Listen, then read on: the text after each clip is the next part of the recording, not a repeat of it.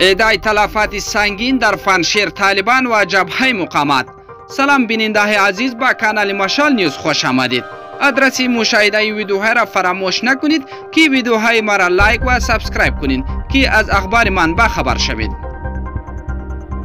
طالبان و جبهه مقاومت به تازگی ادعا کردند که در بخش‌های مختلف ولایت پنجشیر ده تن از نیروهای یکدیگر را کشتند و شماری را اسیر گرفته‌اند.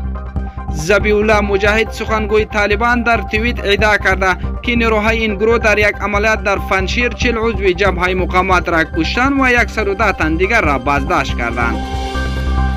مجاهد گفته است که این افراد در ولسوالی روخدره و ابشار پنجشیر کشته یا بازداشت شدند و در میان کشتگان 4 عضو فرمانده جبهه مقاومت نیز شاملند. این بود اخبار امروز من که به شما تقدیم شد. تا اخبار دیگر شما عزیزان را با الله بی‌نیاز می‌سپارم.